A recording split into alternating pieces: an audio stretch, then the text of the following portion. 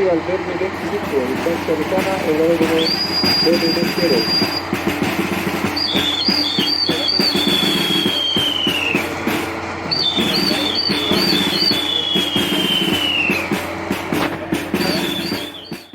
Iniciando nuestra tercera conferencia, este ciclo de 4 que programamos sobre la guerra del Pacífico para conmemorar el mes de mayo. Y que agradecemos además, digamos, a la ilustre municipalidad de Olmué que nos permita hacer uso de sus instalaciones.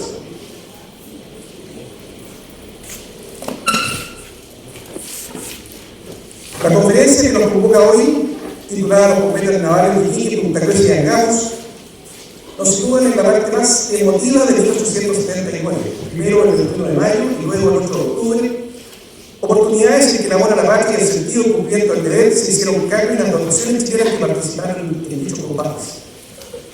Nuestro expositor dará cuenta en detalle de dichos episodios y de cómo figuras como Prat Conde, Aldea, Serrano, La Torre y Riveros, entre tantos otros, llenaron de gloria nuestra historia naval. Sin mayor dilación, entonces, procede a la presentación de nuestro expositor. El académico Patricio Herrera López es capitán de fragata en condición de retiro de la Armada de Chile, magíster en educación por la Universidad de Chile, magíster en filosofía por la Pontificia Universidad Católica de Valparaíso, vicepresidente de la Academia de Historia Naval y Marítima de Chile, es director del Centro de Cultura y del Museo Naval y Marítimo de la Armada y últimamente miembro chileno del Instituto de Investigaciones Histórico-Marítimo del Perú. Dejo con ustedes entonces a don Patricio Herrera López y su conferencia de los combates navales de Iquique, Punta Cruz y Angamos. Muy buenas tardes, señoras, señores, miembros de nuestra academia, distinguidos almirantes presentes. Primero quiero hacer una confesión. En las sillas donde ustedes están sentados se encuentran personas que saben mucho más que yo de lo que voy a hablar. Gustoso les daría mi lugar. ¿Sí o no? A ustedes me delante usted mira. Gustosamente, pero da la casualidad de que voy a tener el honor de poder hablar de estos 3 combates. Y como he sido profesor durante varios años, les voy a dar una pequeña tarea. Partimos mal. Tarea. Al final de la conferencia tengo una slide que está en proceso y que se llama Conclusiones. Entonces quisiera que cada uno de ustedes, durante esta exposición, cuando yo concluya cada combate, que voy a resumir lo más que pueda porque tengo pocos minutos para 3 combates, que fuera pensando en qué conclusiones, en qué consecuencias, sobre todo, tuvieron cada uno de ellos. Insisto, que hay dentro de la sala personas que ya las saben esa conclusión, pero hay otras personas que pueden no hacer. Entonces, que esas personas hagan un esfuerzo y digan, a ver, si pasó tal cosa y tal otra que dijo este caballero, ergo, esta puede ser una consecuencia. Si está acertada, la vamos a incluir. De tal forma que la próxima vez que yo haga esta exposición van a estar en las contribuciones de ustedes. Los que se anoten van a tener 2 pasajes a Río Janeiro y de vuelta, por cuenta de la Academia de Historia. Aquí está su presidente que se está sonriendo, por lo tanto, autorizado. Bien, 3 momentos históricos tremendos de la Guerra del Pacífico. A poco tiempo de comenzar la guerra. En marzo habíamos comenzado y ya se produce este hecho histórico en mayo. La siguiente, por favor. Le he puesto colores en las palabras, pero yo se las voy a leer. Situación previa al combate de Iquique. La escuadra chilena era bastante superior a la escuadra peruana en el momento que se declara la guerra. El almirante Williams instala un apremio, un incentivo en Iquique, bloqueando el puerto peruano, para que de esa forma zarpara el Huáscar, la Independencia, quizás la Unión, y hacerle frente en alta mar y destruir el poder naval peruano. Obviamente don Miguel Grau, insigne marino, sabedor de esto, jamás dio pelea frente a frente a la escuadra chilena, se sabía inferior. salgo en Angamo y ya vamos a ver por qué condiciones y por qué situaciones se produjo que ya Grau dijo, voy. Entonces estaba el bloqueo de Iquique y como no funcionó esta cosa, nunca salieron los peruanos, en un momento sin avisarle al gobierno y sin avisarle a nadie, nuestro almirante William Rebolledo, hombre ya anciano, un hombre lleno de laureles, había renunciado varias veces a la escuadra y todas las veces le decían, no, usted es el conductor de la Escuadra Nacional. Tenía todo el prestigio para así serlo. Pero tuvo una mala fortuna tremenda. No pudo capturar nunca al Huáscar. Hay un momento tremendo en que lo va persiguiendo y ya está cerca y se le acaba el carbón inglés, que era el carbón que permitía una velocidad adecuada para poder dar captura al Huáscar. No lo pudo capturar. Finalmente le acepta la renuncia. Pero bueno, aquí está él al mando. Decide irse al Callao. Irse al Callao, sabiendo las defensas que tenía el puerto peruano. Lo que significaba tratar de entrar ahí. Pero él quería llegar allá y provocar el enfrentamiento por el Huáscar de la Independencia a lo menos. Pero había que dejar a alguien en Iquique. Aquí no va a pasar nada. Allá va a ser la cosa. Entonces, ¿qué buques dejamos aquí? A ver, ¿cuáles son los peores? Como dijo el Guaso. La Esmeralda, que ya casi no navega, 6 nudos con suerte, buque viejo, de sobrenombre Mancarrona. ¿Y qué significa eso? Buque viejo. Mi Mancarrona, le decía Arturo. En las cartas de los sobrevivientes hablan de la Mancarrona. Hizo todo lo que pudo, dice un poema muy hermoso, cuando ya se consumen en las aguas de Iquique con su bandera al tope, como todos lo saben. Dejemos la Esmeralda. ¿Y a quién ponemos ahí? A este marino literato que acaba de llegar con la Covadonga. El marino literato de don Arturo Prat. Dejemos a ese comandante ahí. Yo me llevo a Thompson, a donde la cosa va a estar brava. Y dejemos de compañera a otro buquecito chico que insignificante. La Virgen de la Covadonga, conocida como la Covadonga. Pero el nombre es Virgen de la Covadonga. ¿Y a quién ponemos al mando? A otro oficial, Carlitos Condel, que al almirante Williams no le daba muchas seguridades no tenía un currículum que le hiciera pensar al almirante Williams que convenía llevarlo. Dejémoslo aquí con Prat, ahí que se queden los dos. Almirante, ¿qué hacemos con los niños que están a bordo? Porque había muchos niños a bordo de la escuadra. Tiene razón, ayudante, que los niños se desembarquen y se vayan a la Esmeralda porque ese es el lugar más seguro. Qué terrible. Qué terrible. Y Prat recibe a bordo de la Esmeralda una cantidad de niños de 13, 14, 15 años.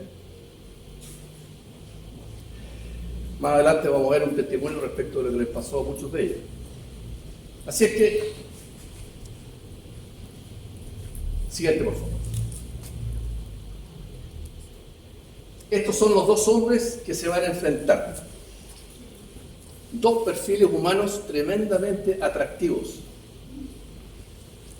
Voy a hablar un poco más de Prat, más de Grau que de Prat, porque para nosotros Prat, ¿qué les puedo contar? Que no sepas.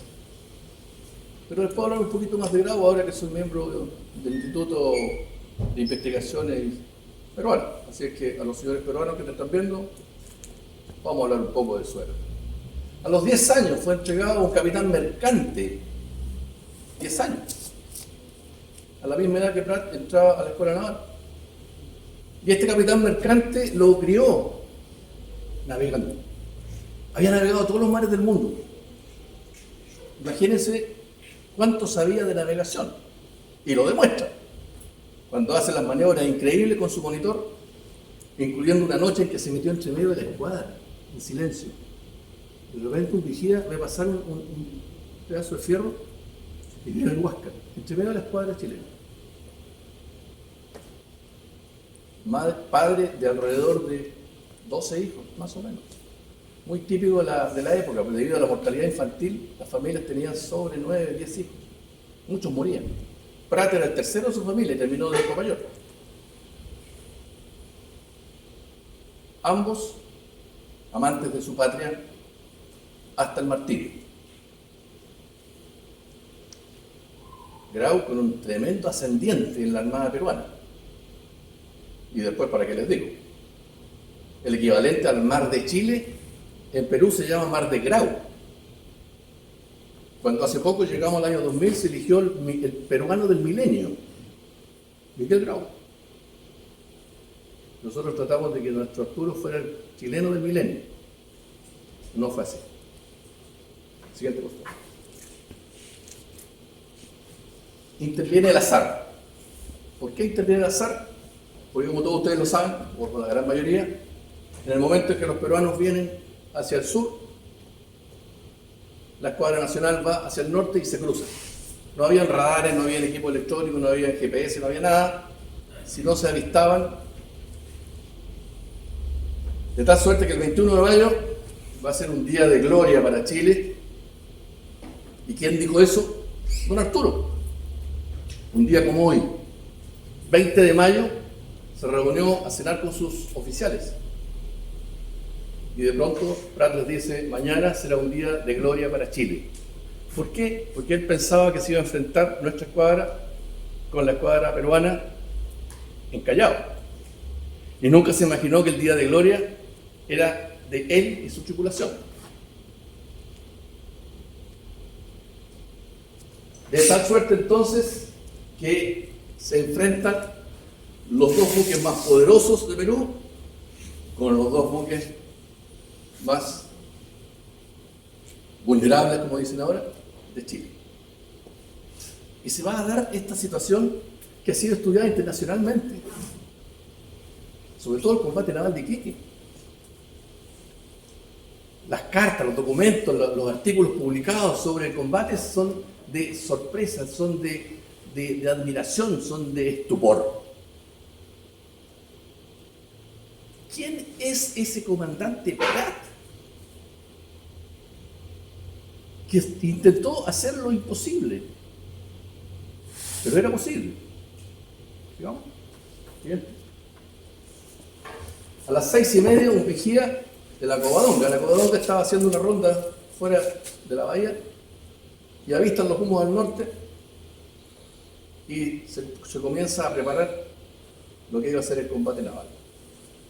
Fíjense ustedes que desde el combate hasta el hundimiento de la Esmeralda ocurren varias horas. El buque se hunde a las 12:10 y a las 6:30 se sabe de esto. Lamentablemente, porque me apasiona este tema, vamos a tener que ir dando ciertas zancadas, avanzando demasiado rápido, pero no hay otra manera de lograr exponer los tres combates. Si no, me voy a quedar en este, que me encantaría. Una vez en un regimiento de ejército estuve 7 horas hablando de Prat, con oficiales de ejército. Hicimos un ejercicio de pregunta y respuesta. 7 horas y nos quedó corto. Porque Prat es un pozo profundo e insondable de hablar sobre él, de su vida, del ejercicio de sus virtudes, del paradigma humano más perfecto que tiene Chile. Me atrevo a decirlo. Incluso hay un proceso de canonización que quedó por ahí, que tengo pendiente investigar qué pasó con ese proceso, porque había un proceso de canonización de Prat, porque su vida espiritual también llama poderosamente la atención. Toda la tripulación de la Esmeralda estaba con un escapulario de la Virgen del Carmen. ¿Quién se lo había entregado? A la tía Clara, que era muy católica, y le dijo, hijito, cuando combatan, que combatan protegidos por el escapulario. Los que son católicos en esta sala sabrán lo que significa llevar puesto el escapulario a la hora de la muerte. Así murieron nuestros chilenos,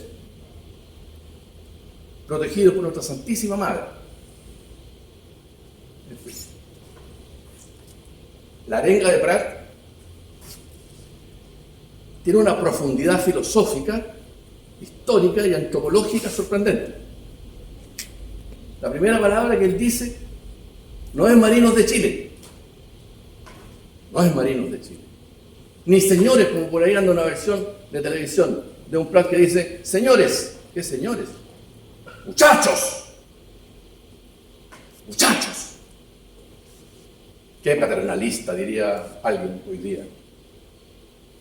Si él tenía apenas 31 años. Solamente Jairo lo llevaba un poquito de más de edad, todo el resto era más joven que él. Y sí, habían muchos muchachos. Muchos. desde sus guardiamarinas. ¿Para qué decir los tambores, los netas? Y los vacilados, estos chiquititos que venían de otros buques. Y no sigo con la arenga porque les vuelvo a decir que me quedaría en esto, pero la arenga es muy profunda. Es muy profunda. Es un alarido atemporal, presente siempre. Esa arenga uno la puede decir en una empresa que está a punto de quebrar y es válida, adaptándola por supuesto a la situación de una empresa. La reacción que produjo fue como que le hubiesen puesto de corriente a la gente, lo electrificó. Fue un Viva Chile que lanzaron las gorras, lanzaron todo y se fueron a defender su patria hasta el final. Y una sola observación: si yo muero, mis oficiales tienen que cumplir mis órdenes. No dices. No dices. Hace lo que hoy en día se dice y se repite mucho: empodera. Sabrán cumplir su deber. Sabrán cumplir con su deber. Por eso cuando Uribe asume la comandancia del buque, seguido del teniente Sánchez, y después Serrano, Sánchez teniente primero, Serrano teniente segundo, Uribe les pregunta a los oficiales: ¿hundimos el buque o luchamos hasta que se hunda? En una carta de Sánchez a su padre, le dice, después de la pregunta de Uribe, miramos el Huáscar y vimos el cadáver de nuestro comandante. No quedó otra respuesta que luchar hasta que se hunda solo. Y ahí subieron a clavar la última bandera que dejó atónitos a los dos jefes que estaban atacando al Esmeralda. Grau desde el Huáscar y General Buendía desde tierra. Insisto, no puedo seguir hablando del combate naval de Iquique porque podríamos seguir mucho rato. En todo caso, si después tenemos un ratito para conversar y alguien quiere saber algo más, me dice y nos podemos quedar hasta mañana conversando de esto, ningún problema. Hay un encargo al guardiamarina Segers, que no lo puedo dejar pasar. No lo puedo dejar pasar.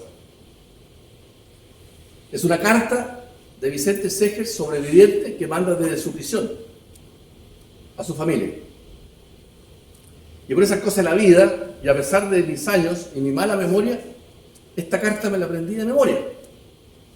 Así que la voy a repetir, y es en primera persona porque es lo que dice Vicente.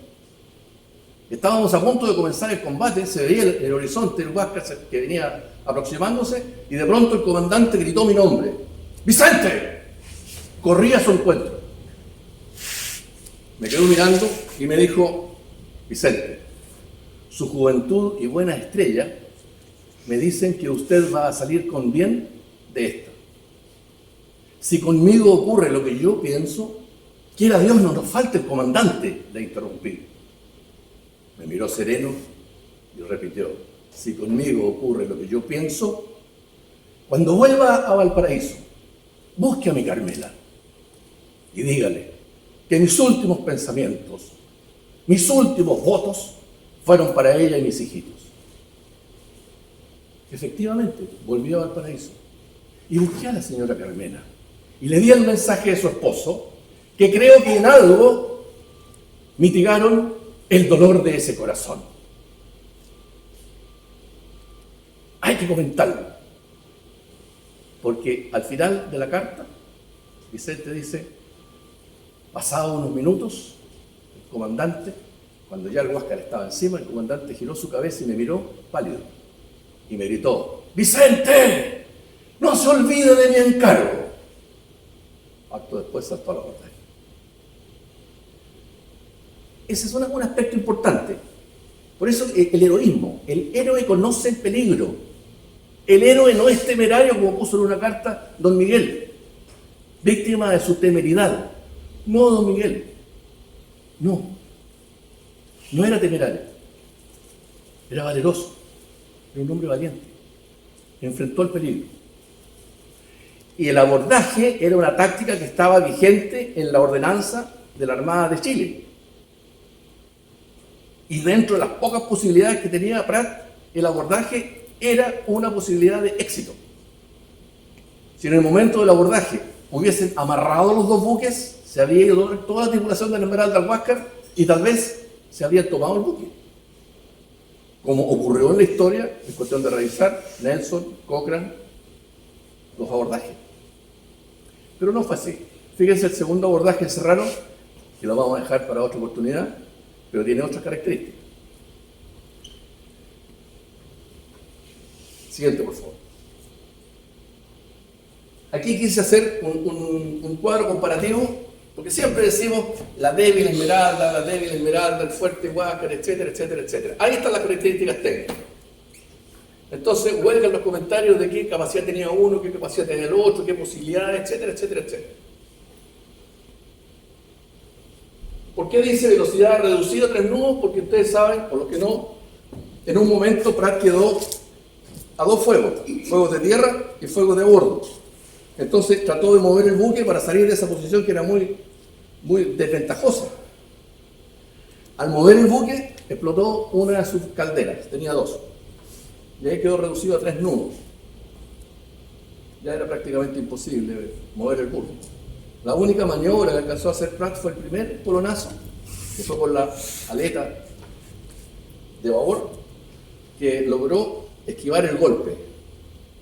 Y ahí entonces salta el abordaje y saltó de arriba hacia abajo. Si ponemos los buques uno al lado del otro flotando, la Esmeralda queda así respecto del Huáscar. Así es que físicamente no fue un salto complicado. Y eso da pie para una serie de análisis del abordaje de Pratt, que sería largo conversarlo hoy día. El problema del armamento de la Esmeralda era que esos cañoncitos lanzaban un proyectil que rebotaba en la coraza del Huáscar. Entonces las posibilidades que tenía de provocar daño eran mediante fusilería. Ahí no lo puse, pero el 70% de la tripulación de la Esmeralda murió y a bordo del Huáscar hay una baja. ¿Qué indica eso? En fin, siguiente por favor. Y ya esa es la imagen típica del gran pintor Thomas Summercase, donde está mostrando este buque dando atrás, preparándose prácticamente al último o penúltimo polonazo. Grau poloneaba y daba atrás de inmediato porque tenía el abordaje masivo. Es muy interesante este combate. Siguiente. Siguiente. Quise poner esto para destacar la figura del teniente Sánchez Alvaradejo, que es un héroe desconocido de la Esmeralda. Mi ingreso a esta academia versó sobre su vida.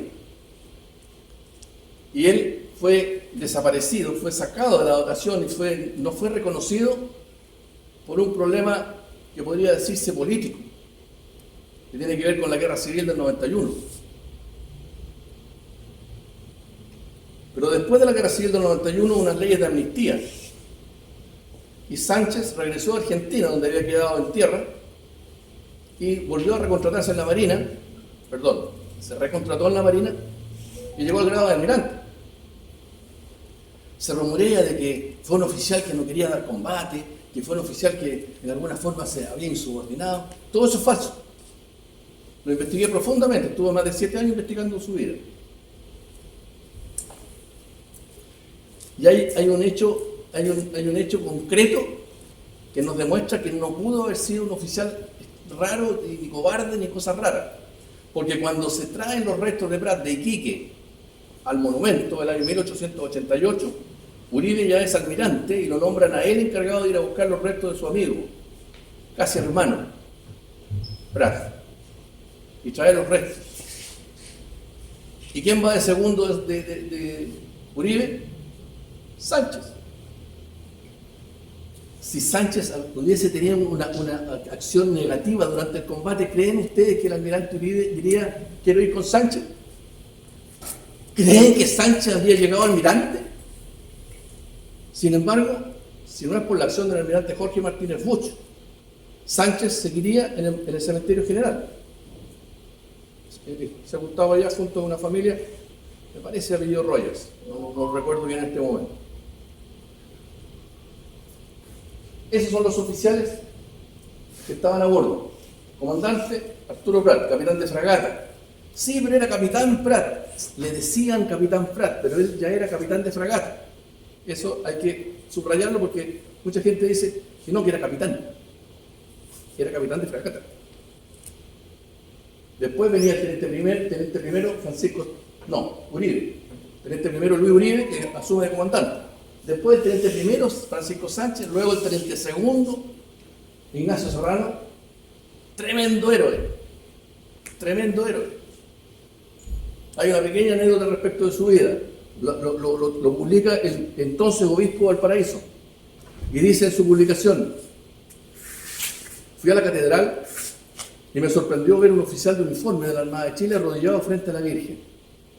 Me acerqué muy respetuosamente y esperé que terminara sus oraciones.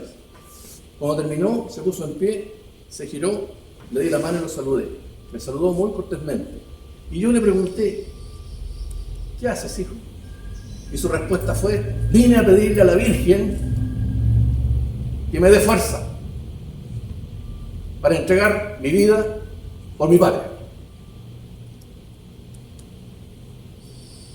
Y ustedes saben lo que pasó cuando él saltó al abordaje, queda herido, va al camarote de popa y intenta quemar el camarote, quemándose. En fin. Riquelme, el de último disparo, y los guardiamarinas, los demás guardiamarinas. Ahí está el chico Seques, el de la carta. Y Arturo Wilson tiene una carta espectacular sobre el combate, porque todos ellos después escriben sobre cómo fue el combate, incluso la arenga de Prat. La escriben con pequeñas diferencias unas de otras, pero la Armada llegó un momento en que dijo: esta es la definitiva, y ahí se queda. No sé por qué siempre la gente le cambia palabra o le pone una palabra de más, no sé, cuando la arenga está clarita, como la escucharon la mayoría de los testigos. Siguiente, por favor. Ahí hay un trozo de una carta de Sánchez. Voy a leerle solamente una parte. Muerto el capitán Prat, Uribe tomó su puesto y yo el Uribe, es de Sánchez esta carta. Nos reunimos luego que fue posible con el teniente Serrano y todos los oficiales para conferenciar sobre la determinación que debíamos tomar. Si echar a pique el buque para evitar derramar más sangre, pues creo que nos bajarían de 40 a 50 los muertos y heridos, o continuar combatiendo hasta sucumbir. Se decidió lo último y él se quedó a cargo de la artillería de una de las bandas porque la otra banda estaba cerrada. No quiero colocar esto porque, insisto, no es posible que tengamos hasta el día de hoy, 2025, un héroe en el anonimato. Tengo la intención, la aspiración de publicar un breve ensayo sobre su vida. La familia está interesada en que así sea, así que capaz que de repente aparezcamos con esta biografía de este héroe. Siguiente, por favor. Ahí tenemos algunas de las imágenes que se guardan del combate. Hay muchos testimonios, muchos artículos, cartas, documentos, etcétera, etcétera, etcétera, que nos cuentan cómo fue. Y de las cuatro que están ahí, la que más me gusta es la inferior izquierda, porque ese es el momento sublime. Después que desaparece la bandera, se produce un silencio. Los sobrevivientes nadaban, tratando de salvar la vida. Se aferraban de palos. Pero un silencio, porque ya no hubo más disparos en ninguna parte. Y el pabellón chileno, lentamente, desapareciendo en las aguas. Fíjense, dice el general Buendía en tierra, fíjense, con esa gente vamos a hacer la guerra. Y Grau estaba visiblemente molesto porque se había alargado tanto un combate entre un monitor con tanta potencia con un buque tan inferior. Debemos terminar esto pronto. Es uno de los comentarios que hace Grau por el efecto psicológico y moral que estaba produciendo la forma de combatir del chileno.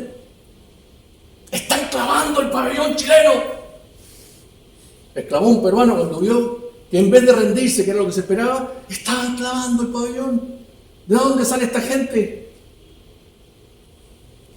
Por eso, nuestra inmortal Gabriela le dedica unas palabras a Prat y a su tripulación espectaculares, comparándolo con los viejos héroes griegos.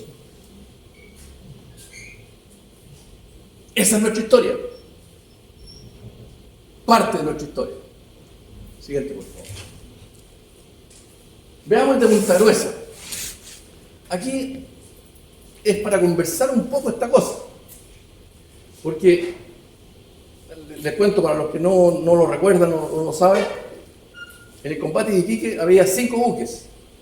Covadonga, Huáscar, Independencia, Transporte La Mar y Esmeralda.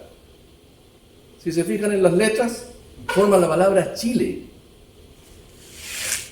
Curioso, diría alguien. Coincidencia, diría otro. Diosidencia, diría un creyente. Pero curioso, Chile. En La Mar fue despachado al sur, pero inmediatamente que se vieron los humos al sur, usted desaparezca de aquí, no tiene nada que hacer. Y usted, señor Cabrera, que es un ingeniero civil que estaba a bordo de la Esmeralda, tenga la bondad de irse a tierra porque no tiene nada que hacer aquí, porque esto un rato más va a ser un combate.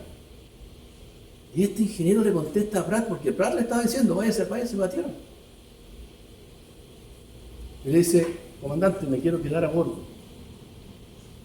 Y Prat le dice, pero usted no es marino, pero soy chileno. Bien, se puede quedar encubierta conmigo contando las bajas, o se va a la ambulancia, así le decían a la enfermería, o se va a la ambulancia a ayudar con los heridos. El ingeniero sacó las cuentas y dijo, prefiero quedarme acá. Y fue un testimonio de primera línea, publicó un libro del combate, documento valiosísimo, valiosísimo. Bueno, la Covadonga. Estaban la Esmeralda y la Covadonga juntos. Ven llegar a los tremendos buques. Primera orden de Prat, siga mis aguas. Siga mis aguas. ¿Cierto? Pero después Prat le da otra orden. Y es ahí donde yo me afirmo para argumentar en favor de Condell. Porque hay argumentos en contra de Condell. Nos abandona, nos deja solos. No. Prat le dice a Condell, cada uno a cumplir con su deber.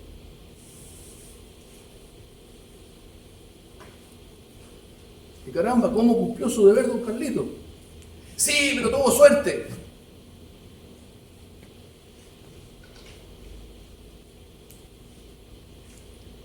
Don Carlos se da cuenta que la Esmeralda se va a enfrentar al Huáscar y las posibilidades de éxito son mínimas. Cumplir con su deber. Tengo que evitar que este buque me hunda o me capture.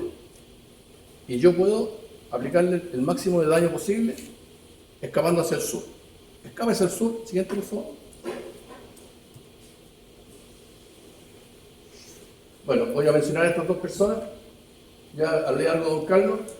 Y el comandante de la Independencia, fíjense que yo me equivoqué de nuevo, y lo tenía tan claro que no lo iba a hacer, pero qué bueno que estoy equivocado para decirle a ustedes. El apellido de él no es Moore, es More. More. Su padre, apellido More. Pero se produjeron una serie de desencuentros y se empezó a escribir Moore como que fuera así su apellido, es More. Este hombre era el comandante de la Independencia. Trata de espolonearla en 2 oportunidades mientras la seguía, sin éxito, porque la Covadonga era pequeña pero era más rápida, se movía rápido. Entonces Condell lograba evitar el espolonazo, pero a la vez de evitar el espolonazo iba llevando el combate hacia la costa. Le faltó prudencia, le sobró furor, deseo de capturarla o hundirla, pero, como todos lo saben, sufrió una varazón terrible.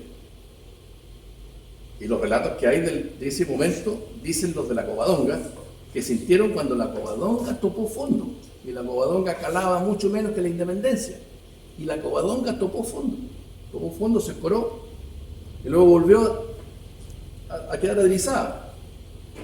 Cuando se dieron cuenta de eso, todos los rostros miraron para la popa donde venía este tremendo buque. Y de pronto se siente un ruido pero descomunal. Como una ballena herida estaba siendo cortada por su barriga y queda escorada con sus cañones apuntando al cielo.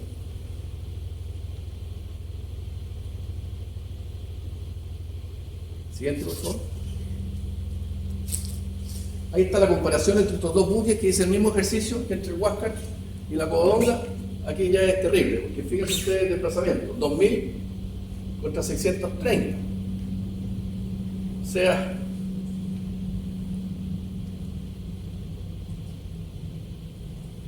ahora, estos cañones de 300 libras, bastaba que uno de ellos diera en blanco y habría sido todo con la Covadonga. De hecho, la Covadonga llega a Tocopilla hundiéndose, porque muchos tiros llegaron, pero ninguno de proporciones tales que la hundieran. Siguiente, por favor. A esto quería llegar. Se fijan, aquí están los dos intentos de espolonearla, los dos fallidos. Después que queda varada, Conde se devuelve porque estaba con la bandera izada, es decir, seguía en combate. Vuelve y comienzan a dispararle, más que todo con fusilería y también con el cañoncito que les mostré hace poco. Ahí hay una serie de situaciones que se producen a bordo de la Independencia. Se arría el pabellón, se iza nuevamente, se vuelve a arrear. Y luego está en eso la Covadonga y miran hacia el norte y alguien grita, viene el Huáscar. La decisión de Conde fue, nos vamos. Quedarme a enfrentar al Huáscar o intentar hacer lo mismo que hice con la Independencia es prácticamente imposible. Y se escape hacia el sur. Y ahí Grau se da cuenta del tamaño desastre de ese día. Él había hundido un buque inservible y habían perdido la mitad del poder naval. Acuérdense de la tarea. ¿Qué consecuencias podrá tener eso? Lo dejamos ahí. No, todavía no. No se puede. Anótelo por ahí. En el teléfono. Por... ¿Te pareció mal algo, Leo?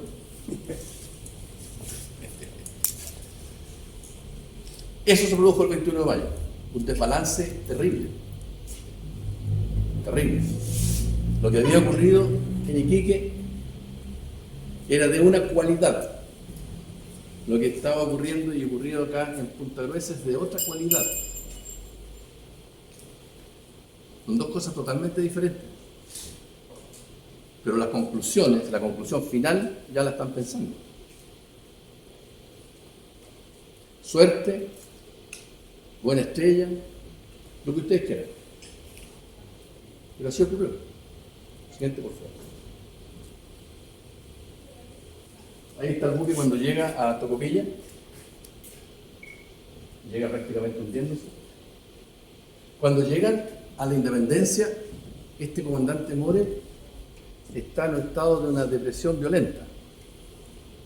Y al oficial que llega a bordo le dice: he perdido la nave que la nación me había encomendado. Este error lo pagaré con mi vida. ¿Te puedes devolver unas 2 o 3, por favor? Ahí. Y es por eso que en la batalla de Arica, él pide hacerse cargo de 2 baterías. En esas baterías estaban combatiendo sus antiguos subordinados de la Independencia. Y él dirige esas 2 baterías. Y estando al mando de esas baterías, muere víctima de una metralla chilena. Un soldado peruano, testigo, dice que en el momento que entraron las fuerzas chilenas, un soldado le reventó el cráneo con un golpe de culata. Así terminó la vida del comandante More, que cumplió lo que dijo. Vamos a Angamos. Combate de Angamos. Obviamente que aquí la personalidad a destacar es don Miguel Grau. Había logrado éxito tras éxito tras éxito. Su prestigio en Perú no podía ser mayor.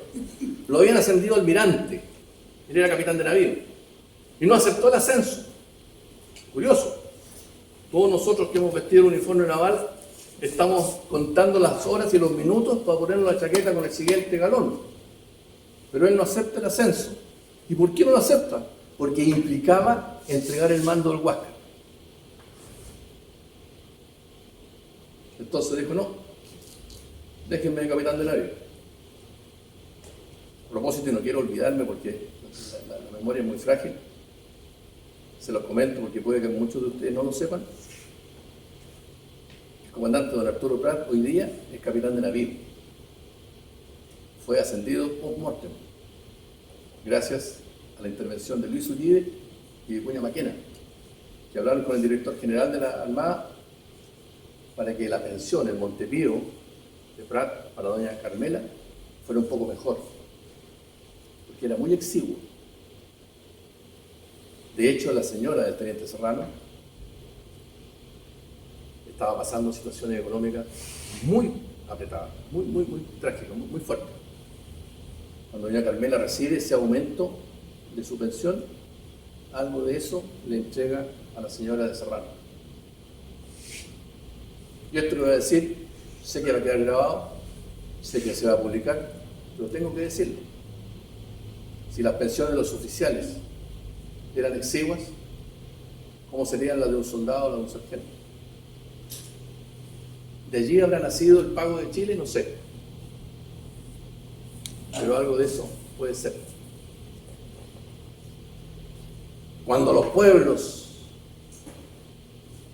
están en trance y tienen temor, se acuerdan de Dios y del soldado. Cuando el peligro ha pasado, Dios es olvidado y el soldado despreciado.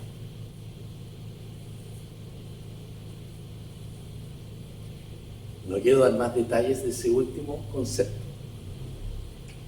pero sé que lo están pensando, yo también.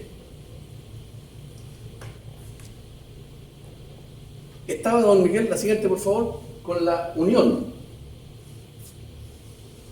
Ese es el comandante Latorre. Aquí las dos personalidades que se enfrentan son Grau y Latorre. Juan José Latorre, capitán de navío, de una mente ágil,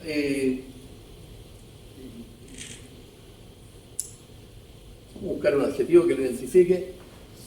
Era un hombre que se lanzaba, era un hombre que era capaz de arriesgarse, era un hombre audaz, no sé qué otro epíteto decir, pero muy ágil. Y cuando se produce el cambio de mando, porque finalmente a don William Rebolledo lo separan de la comandancia en jefe y nombran a don Galvarino Riveros, entre los dos urden un plan, y ese plan se va a ver visto cristalizado ese día 8 de octubre en Punta Angamos. Está casi frente a Mejillones, cerquita de Antofagasta. Era comandante del Cochrane. Siguiente, por favor, que enseguida vamos a ver. Ahí está Galvarino Riveros, que era comandante del Blanco. Siguiente, por favor. Ahí está la comparación de fuerzas el día del combate de Angamos, o la batalla de Angamos, que es más correcta.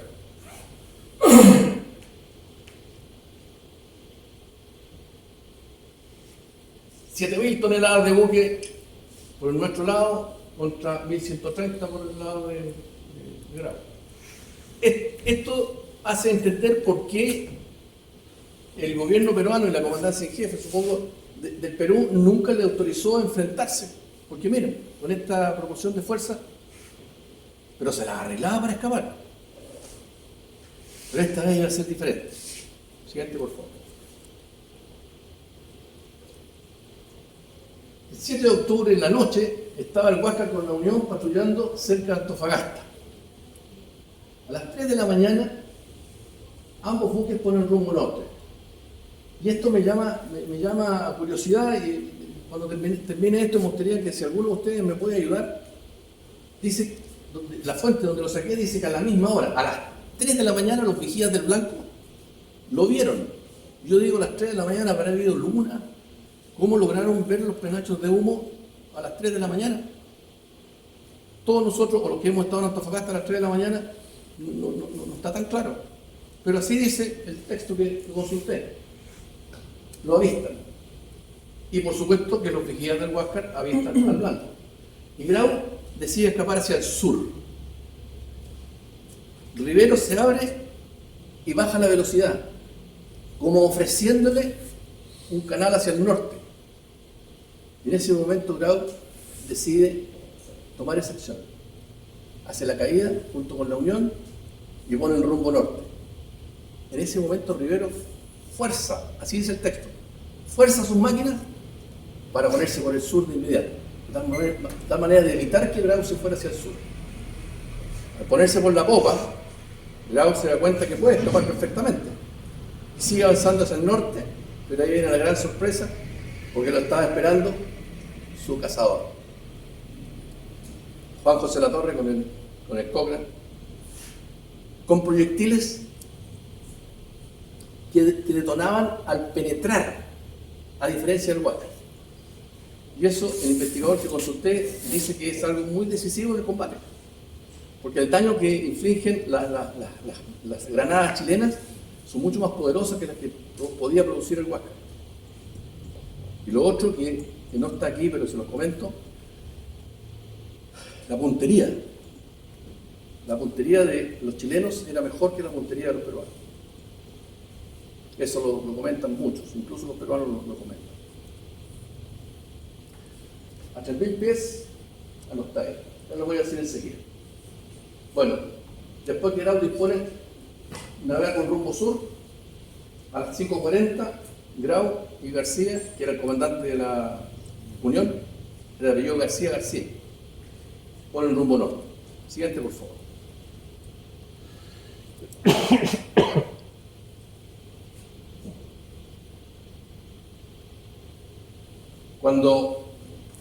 Cuando Grau pone rumbo norte para escapar del blanco y se da cuenta finalmente que ha caído en una trampa, le ordena a la Unión desaparecer porque la Unión tenía 13 nudos de velocidad.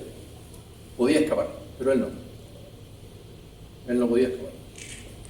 Así es que le dice, desaparezca. Y queda solo enfrentando los buques chilenos. Ahí lanza su arenga. No me voy a referir a la arenga por el tiempo que tenemos disponible, pero su arenga comienza con marinos del Perú. Hay una diferencia. De pronto uno analiza ambas arengas para descubrir detrás de ellas el perfil humano, que las origina. Habla de Junín, habla de cosas muy interesantes.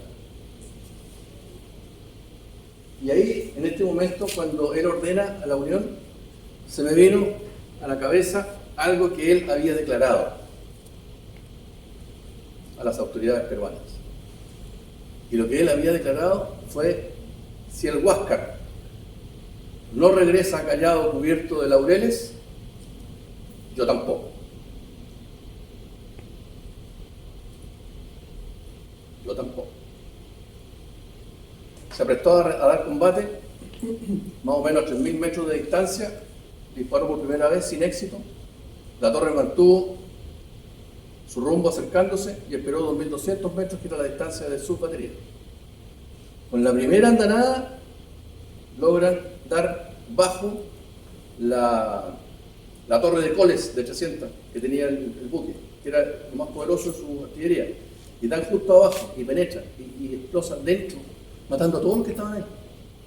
Y la otra pega en el sistema de gobierno. En ese momento el buque inmediatamente cae a una banda. Y dicen los historiadores de que cae muy rápido porque tenía el espolón chueco después de haber golpeado la Esmeralda.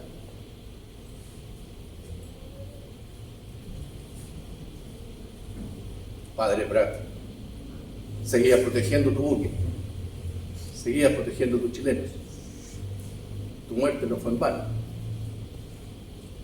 Hoy día el Huáscar iba a pagar con creces lo que había pasado el 21. Cae estribor y la siguiente andanada del Cochrane da en plena torre de mar. Desaparece el cuerpo de Grau y del teniente Diego Ferrer. Necesito este torpedo de ayuda a memoria porque ya les dije que la memoria está empezando a flaquear, pero para eso está eso. Diego Ferrer desaparece junto con él.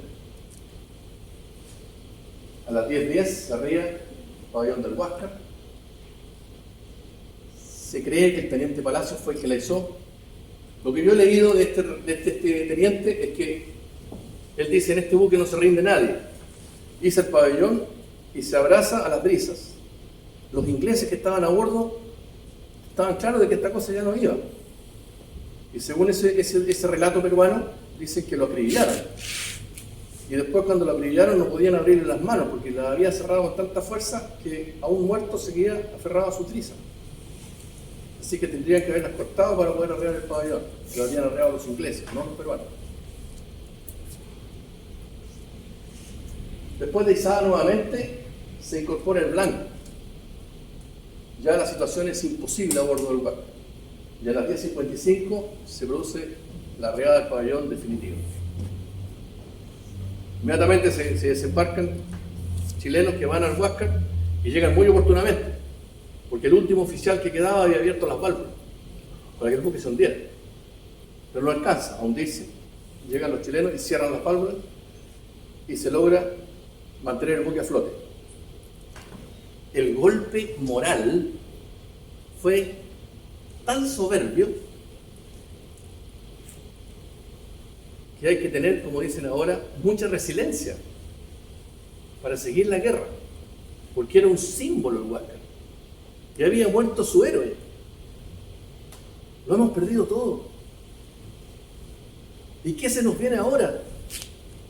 ¿Qué se nos viene ahora? Imaginen el pueblo peruano. Imaginen el dolor, la desazón, el temor por lo que se venía.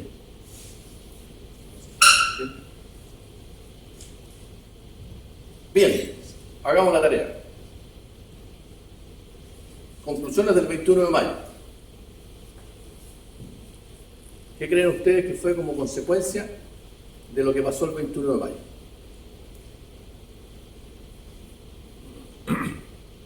Desaparece la Esmeralda por Chile, desaparece la independencia por Perú.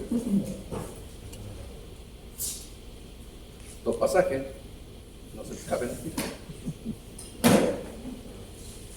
Gloria y victoria. La exaltación del pueblo chileno. Ya. Justamente. Ganamos la guerra. Faltaba un poquito, Vicente, no nos apuremos tanto.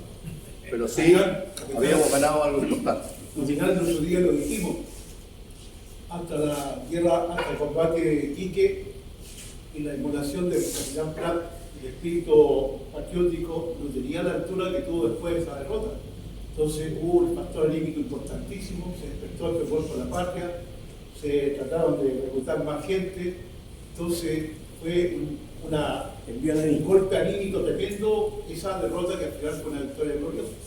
Te corrijo una sola cosa. ¿Sí? Dijiste, se trataba de reclutar más gente. Se llenaron los cuarteles, Sí, no claro. se trataba de ordenar cómo seguir recibiendo más gente. Se consolidó todo el pueblo chileno, desde el sur hasta el norte. Se consolidó incluso, hay autores que dicen, ahí está la génesis de la nacionalidad chilena, ahí se empezó a hablar del chileno, como el todo, todos somos chilenos y todos queremos ser como Prat. Hay un regimiento que se llama Séptimo de Línea, que es muy famoso, que decide llamarse Séptimo de Línea Esmeralda. Y hoy día, si usted visita ese regimiento, usted entra y se encuentra con un busto de don Arturo Prat, en un regimiento militar. Fue un hecho impresionante y que se va a unir a Angamos, que es lo que les pido ahora que analicemos. ¿Qué pasa con Angamos? En Iquique el pueblo peruano pierde la independencia. Pero en Angamos, ¿qué pasa? Dominio del mar. Control y dominio del mar. Control del Se dominio. pierde el control y el dominio del mar. ¿Y qué significaba eso? ¿Qué consecuencia inmediata significaba perder el control del mar? Podían llevar la guerra hasta Lima. Que comenzaba la segunda fase, la fase fija, terrestre. terrestre. El martes pasado, el almirante del Real comentó el desembarco de Pisagua. La idea era que hiciéramos las conferencias, primero esta y después Pisagua, porque cronológicamente fue así. No pudimos porque el almirante hoy día está en Iquique, pero Pisagua es consecuencia directa de esto.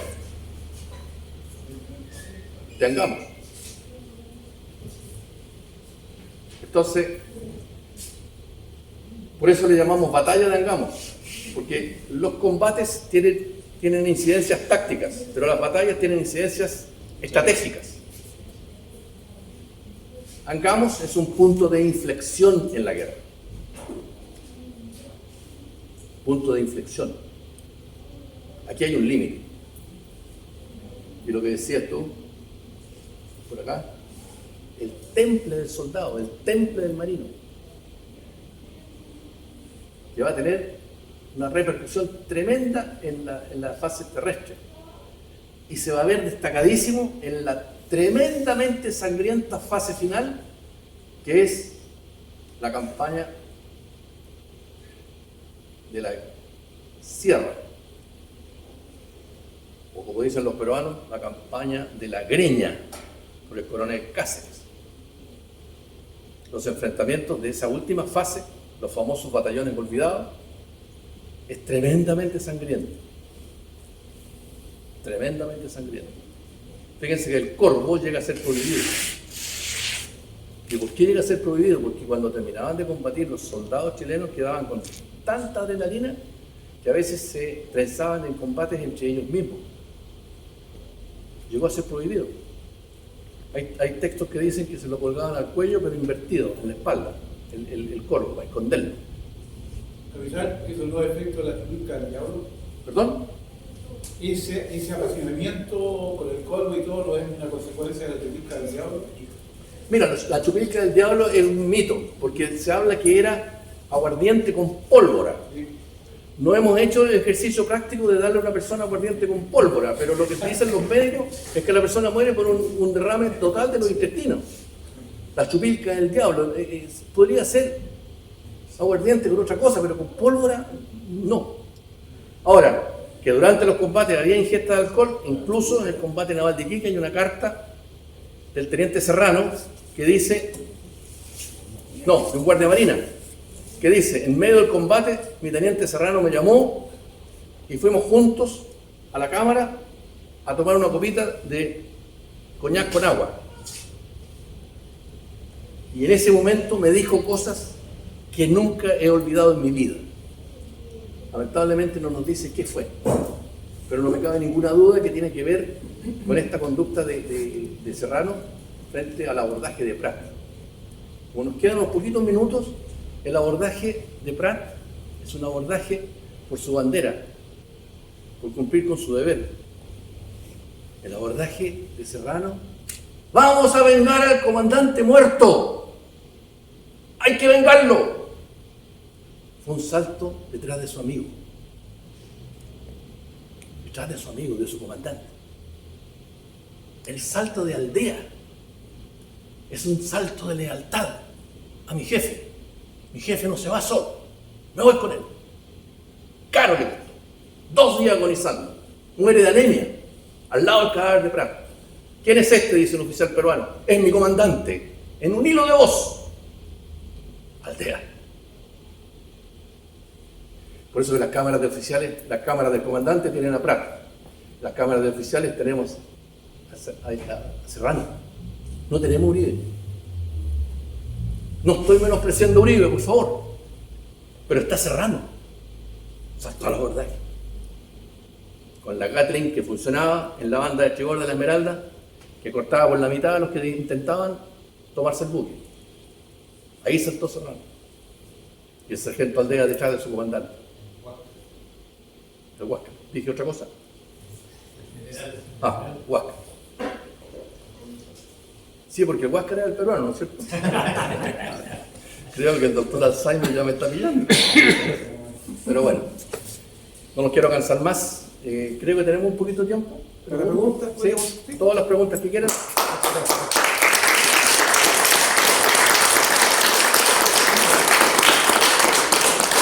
Ustedes saben que, aparte de preguntas, me gustaría aportes. Porque insisto que hay personas escuchando aquí que estarían deseosas de comentarnos alguna cosita que tienen en su mente o en su corazón o en ambos. Profesor Mesina.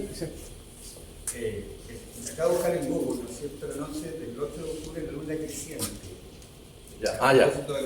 Perfecto. Cuando Moro ordena la maniobra del Colón, toda la tripulación se tira de guata al suelo, ¿no?, a rebollar. Sintieron el ruido, sí, y se levantaron gritando "¡Viva el Perú!", pero el agua les llegaba a los tobillos. Ya. Bueno, luna creciente. Entonces eso puede hacernos entender por qué a esa hora se pudieron detectar los penachos de humo, que era la única forma de darse cuenta que había un buque por ahí. No habían radares, les recuerdo. Gracias, Vicente. Gracias, Vicente, no te olvides de mi encargo. ¿Otra pregunta?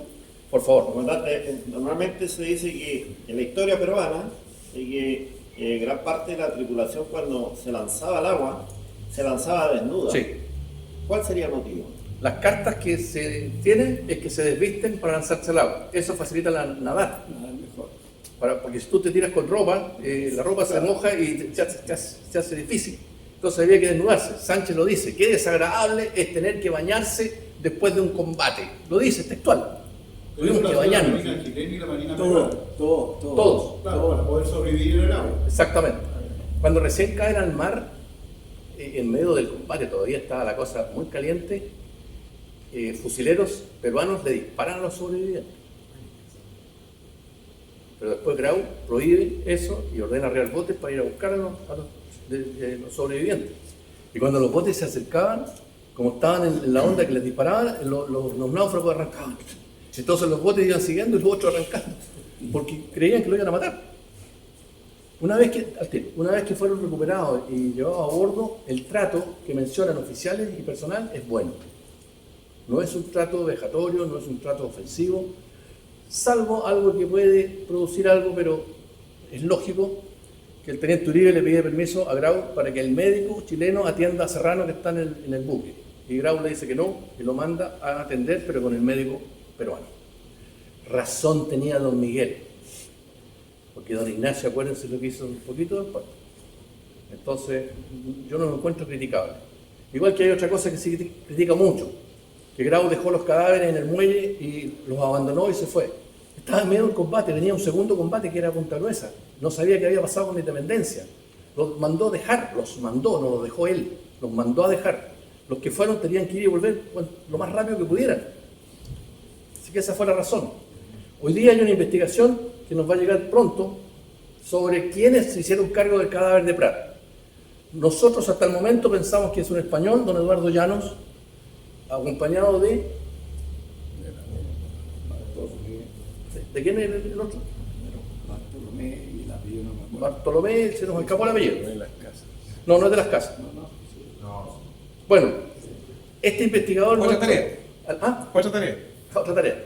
Alejandro Santamaría es un investigador que acaba de publicar un libro sobre Prat, dice que no fue Llanos, sino que fueron otras personas, pero que lo tuvieron que sepultar porque había muchos deseos de profanar los restos de los chilenos. Profesor, Así que ahí estamos, por favor. ¿qué pasó con los prisioneros de la Esmeralda? Los prisioneros de la Esmeralda que quedaron en tierra, Estuvieron en la aduana de Iquique. No voy sé. para allá. Ya. Mandaron muchas cartas.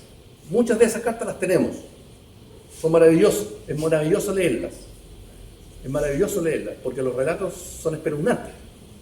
Sobre el valor, sobre los niños. Bueno, les había prometido que había pasado con los niños. Había comenzado el combate y los niños estaban muy asustados. Y se reunieron todos con un piño alrededor de uno de los palos de Esmeralda. Y ahí estaban todos abrazándose. No tenían un puesto de combate. Y una granada cayó en medio de ellos. Volaron los brazos, las cabezas, las piernas.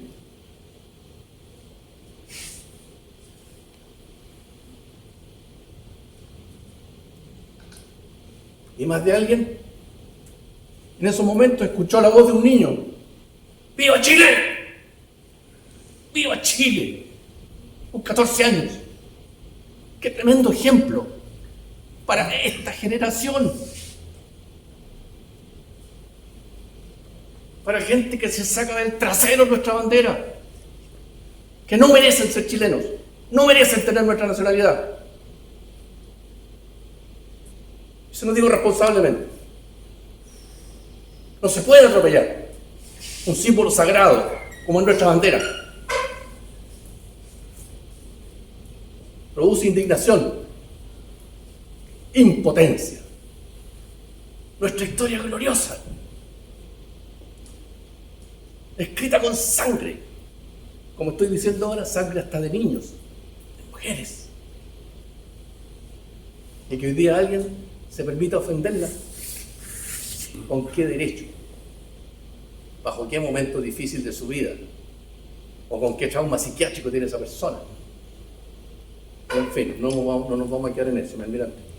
Yo, un aporte, en ese cuadro de Somerskins aparece en el pico del Mesana 2 banderas chilenas, ¿ya? Una que fue la que inició el combate y la segunda bandera es la que estaban los 2 guardiamarinas, Fernández Vial, que cubría proa, y el guardiamarina Seges, que estaba a popa.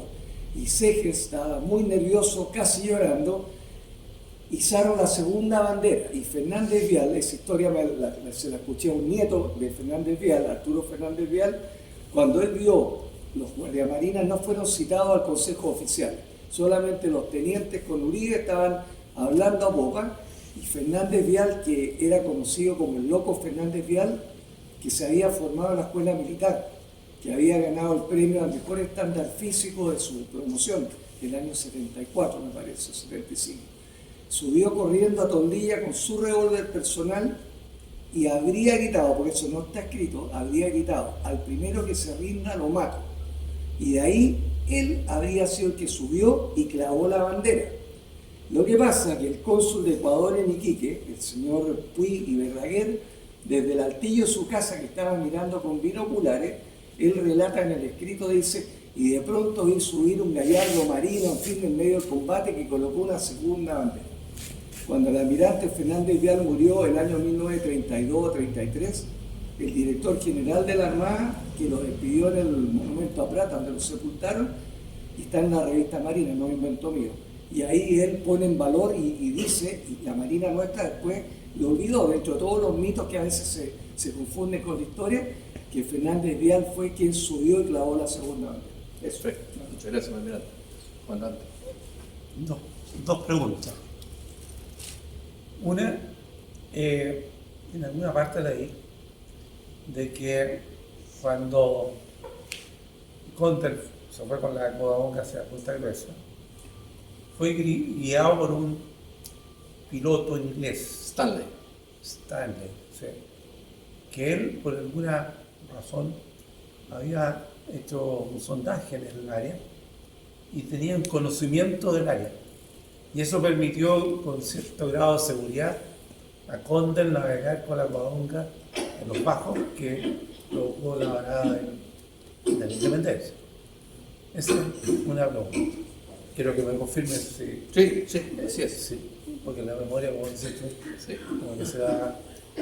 No solamente uno se olvida, sino que inventa cosas Ya. con el tiempo. Perdón, pero ese otro mito del combate naval de Iquique.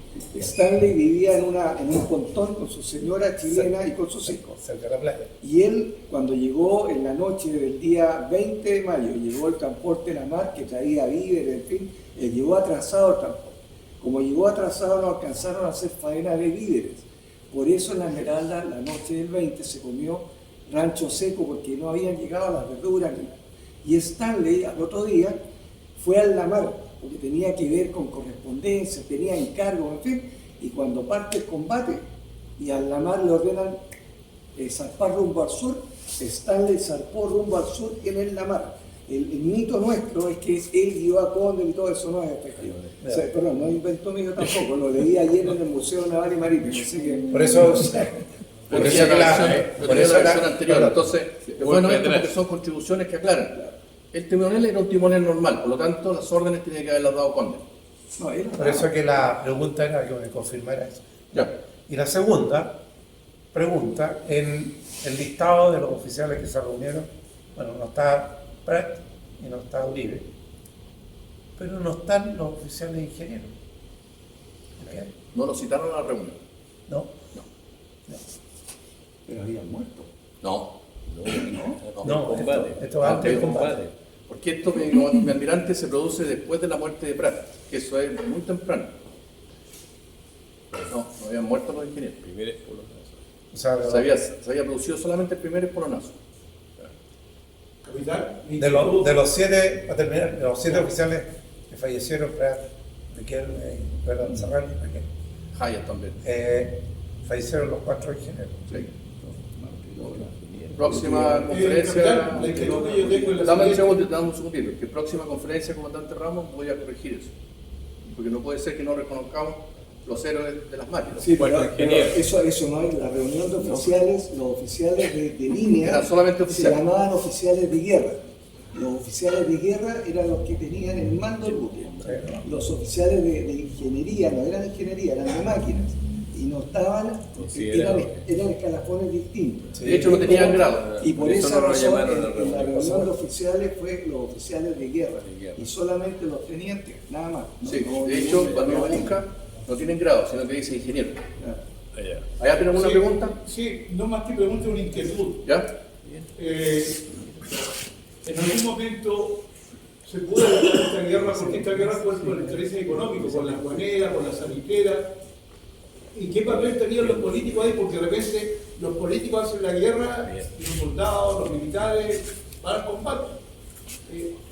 Se pudo haber evitado esto, se podría haber entendido, estaban metidos capitales ingleses. ¿Qué pasa ahí con eso? Me gustaría que el almirante Toledo nos contestara esa pregunta. Si pudo ser evitada esa guerra, pudo ser evitada. La pregunta se la han hecho 400.000 veces y las respuestas han sido sí, podría haber sido evitada. Y en la otra era inevitable. La visión depende del lado que se tenga, si es desde un punto de vista militar, un estudio estratégico, una comprensión política de lo que pasaba en ese entonces, es posible decir de que el pacto firmado por Perú y Bolivia era un pacto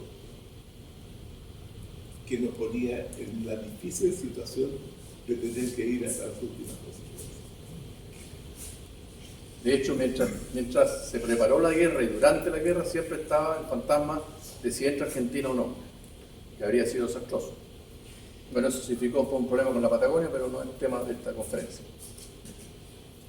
Pero una última pregunta, la verdad que les pido disculpas de que nosotros tenemos un horario asignado por la municipalidad. Y sé que podrían aparecer muchas preguntas. Y también les pido disculpas porque tratamos de consolidar 3 eventos muy importantes en una sola conferencia. Pero no tenemos más tiempo. Así que ofrezco una última pregunta y después pasamos a un café, digamos, donde podemos seguir ¿Y conversando. las 7 horas? Las 7 horas. Vamos a tener que dejarlo todo. En el café del frente son las 7 horas, en el café del frente. Y con desayuno. O nos vamos al club acá en la Si tarde. quieren, pasemos al café, le damos nuevamente un gran aplauso a nuestro presidente. Muchas gracias por el aplauso, pero antes que nos vayamos al café, quiero decirles lo siguiente. Hace años atrás participé activamente en la producción de la película Esmeralda 1879. Y como recuerdo, el director de la película me obsequió esta, que es una réplica exacta del kepis que se usó en la Guerra del Pacífico. Lo voy a tener ahí disponible para los que quieran tener el honor de sacarse una foto con un kepis de la Guerra del Pacífico. Muchas gracias.